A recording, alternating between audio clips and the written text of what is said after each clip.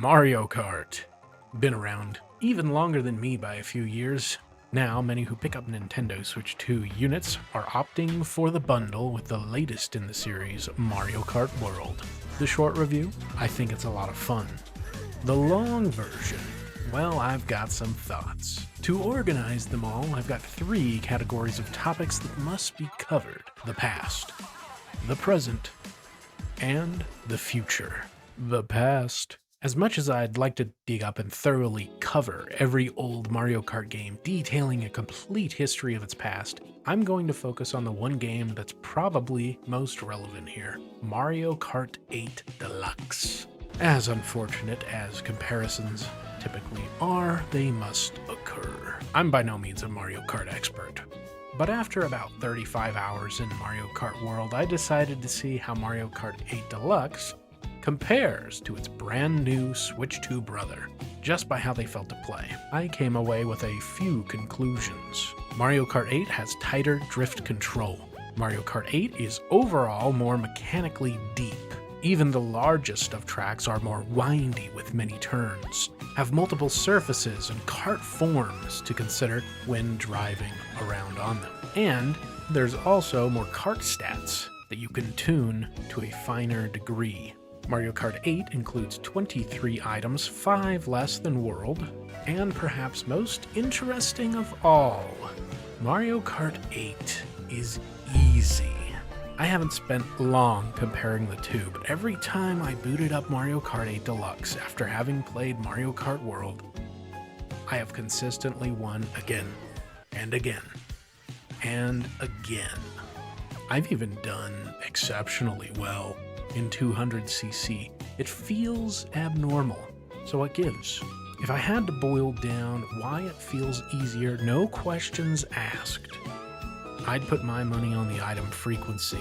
In Mario Kart World, when there's 23 other racers behind you and every one of them is seemingly gambling for a blue shell, you can imagine the complete despair of being whacked by several in a race. That is, if you can escape the horde, which threatens not just your position on any given track, but your very existence. This, as compared to Mario Kart 8, where you have half as many racers and plenty of winding turns that you can drift around to get mini boosts to accelerate right back to your top speed. So long as you're a good racer with decent intuition in Mario Kart 8 Deluxe, you can, with the smallest amount of luck, easily get ahead of the pack and claim your victory. You can race your heart out in Mario Kart World. You can drift tightly around every corner and at every opportunity. But if you race with the same mindset as you would if you were playing Mario Kart 8, you would not consistently win. And I haven't when I have. Mario Kart World requires more luck, more cunning, and a mode shift in how you think while you play in order to come out on top, with maybe even a little more luck on top of that. So I'd like to propose that we don't think about Mario Kart World as a sequel. No. Ladies and gentlemen, if we think of it as a sequel, I think it would have to be considered disappointing because of how many differences there are when comparing it to Mario Kart 8 Deluxe. And I want to be clear, I do not find Mario Kart World disappointing, so I'm not going that route. I'm putting the idea out there that Mario Kart World is actually a spin-off game. It already isn't called Mario Kart 9, and with so many different mechanics in play with its core kart racing experience, I don't find that to be a stretch at all. With it properly labeled as a spin-off, let's talk about it in the present. The present. In the previous section, comparing World to 8 is a little depressing, but I don't want to give you the wrong impression, because despite the very clear differences between the two games and the different goals and objectives of each, Mario Kart World is an absolute blast to play. It may be a little bizarre, but it doesn't have to be Mario Kart 9 to be fun. Doing an insane combo of tricks off of surfaces is incredibly satisfying. Winning a race due to some tricky item use combined with expert driving is quite a thrill. I'll even come out and say that I like the fluidity of the knockout races and Grand Prix across the wide open map. And with 24 other racers to compete with, constantly using any of the 28 different items, It triggers that sweet release of brain chemicals from video game gambling, which certainly is funneled into my mind when I'm praying that for the last 10 meters I won't get completely annihilated by items. I consider it great fun. At the time of writing the script for this video, I've logged about 35 hours, the large majority of which have been spent in local co-op with my wife. And the only detractor so far is that we're both starting to get a bit sick of playing the same handful of tracks that have given us trouble while obtaining 3-star trophies, which is where you get first place in every race of the circuit or checkpoint of the knockout. You might think that our count is a little bit low of a number, but I haven't even started to play online multiplayer or time trials, and I haven't cracked open the battle or versus modes either. With all that left for me to do, I can certainly see myself playing this game for at least 80 hours over the lifespan of the Switch 2, which would qualify it for my $1 an hour guarantee, which I reserve the right to give it at a later date. But, am I forgetting something? Flashback, back. It's the early 2000s. I'm playing Mario Kart again. But this time, I'm not playing to win. I'm exploring. Don't mind the egg. I'm just trying to mental map this whole place out. Peach's Castle. Man, this is so cool. It looks just like it does on Mario 64. I can't believe they let me drive here. Man, wouldn't it be cool if I could just do this without this total cloud guy telling me I'm going the wrong way? About 20 years later. So, Mario Kart World's Adventure Mode. Yeah, so that's exactly what I wished for as a kid. Like, exactly what I wished for. I know I did a bit to describe it, but it's kind of eerie, to be honest, how close it is to what I wanted as a child. Is it every bit as good as I thought it would be as an adult? I'll admit, my first impression of it was not great. I was expecting a little bit more out of the P-switch missions or something. Oh, here's one right here. Should have guessed. I could have guessed. Oh boy. Where's the drive to be a completionist and do every single mission? Princess Peach coin. Which of course just gives us another sticker. Oh boy. I got mixed feelings on this so far. I'd focus a session or two on just racing, then come back to adventure mode. And over time, it grew on me to the point where now, honestly, this is my favorite part of the game. This is the reason you should want to buy and play it. It is incredible that no matter how hard you try, you can't appreciate the scope and scale of Mario Kart World when you're racing. It might as well be like any other game. Environments swoosh by. You're paying attention to drivers, turns, managing items. But when you slow it all down and remove that craziness for other exploration-based activities, you can finally see that, wow, this is a really cute little town with a ton of detail. Huh, there's a shortcut here I never considered. Or dang, monkey big. What initially disappointed me the most was that the only reward from doing anything in the adventure mode was stickers.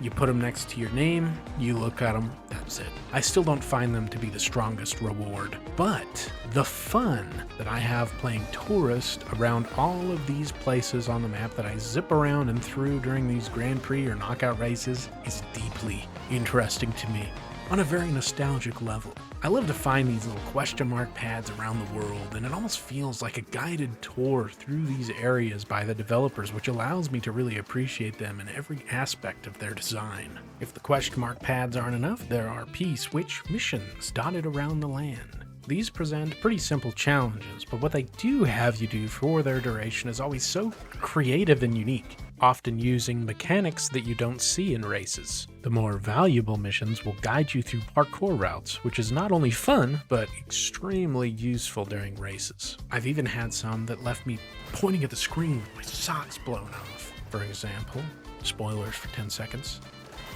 driving the semi-truck, the helicopter, or the UFO. I mean, wow, that's so cool. What a neat surprise. What a neat surprise. I love that. I suppose the meagerness of the sticker-based rewards allows me to focus on what's really important with the adventure mode. It's for fun, a possible nightmare for completionists, but for me, I'm having a blast. And I can't wait to see what other little surprises await me under more of these P-switches. And all of this, not to mention that while you do it, you get to listen to one of the greatest Nintendo soundtracks ever made. It's so good.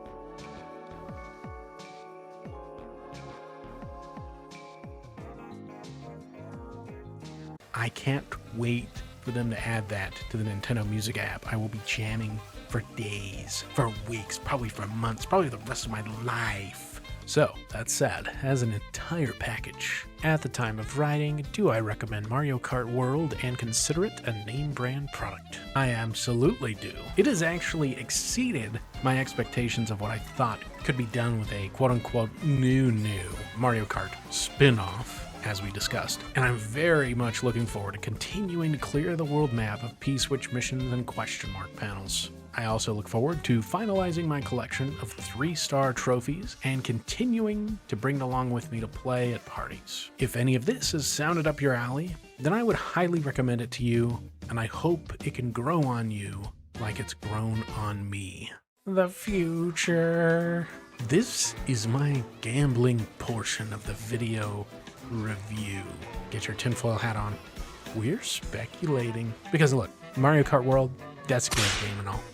But it's my firm belief that this initial version of this game is not the final version. We definitely, according to my uncle at Nintendo, will be getting additional content. At the time of writing, nothing has been announced, but when this video does go up, Donkey Kong Bonanza will have been out for a few weeks. And spoilers, but it's a masterpiece. 10 out of 10. Best game of the year 2025. Donkey Kong Bonanza. This is why you should be buying the Switch 2, because it's a 10 out of 10 masterpiece. It's a masterpiece game. Holy crap, it's a masterpiece. I really hope something has been added to Mario Kart World in relation to that game. Here's the thing, all the character racers in this game have at least 2 costumes on top of their original look, except for Pauline and Donkey Kong. And his character design is based on how he appears in Bonanza. What can you do in Bonanza?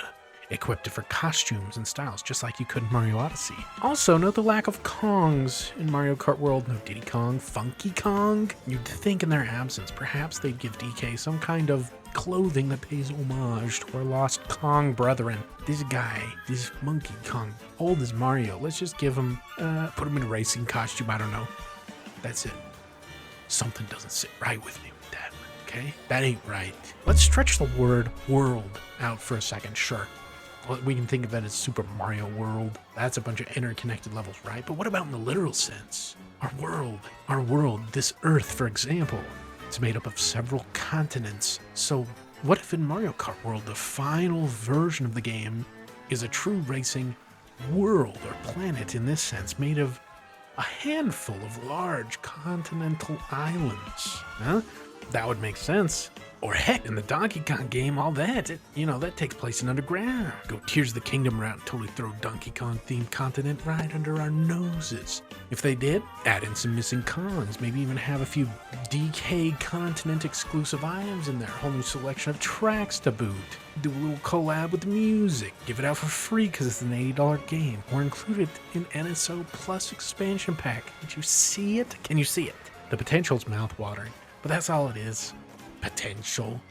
I write this into the script just hoping that I have to rewrite it to publish it as a one-off little funny haha, look at my idea, it's such a funny idea, and then I have to pivot the video into this content was added into Mario Kart World during the production of my video. Let's speculate what's next based off of this or something like that. I think at the very least With the future of Mario Kart World, I would love to see an advanced course creator. Nintendo's love letting players make things. Why not give them the reins to determine where a track goes throughout the world in a series of races, like Mario Kart Live? Let them do, we got mouse controls now. Come on, it's begging to be made. Or imagine with these new kart parkour mechanics, you allow players to make their own P-switch type missions in the same vein as the Mario Odyssey balloon game. Huh? I'd, of course, do just about anything to get more areas to explore, P-switch missions to play, and tracks to race on in a proper, downloadable content pack. But user-generated content, that can satiate the desires of my heart with the placebo of more to do. All this said, I'm firm in my beliefs that they will add something. Despite having a lot of fun, I think the default $80 price tag is a bit high for what we got here as it is now. $50? Definitely a good enough price if you get it in the Switch 2 console bundle, but I mean, come on, no 200cc? That would feel perfect on these wide roads. We at least need that at some point. Who's with me?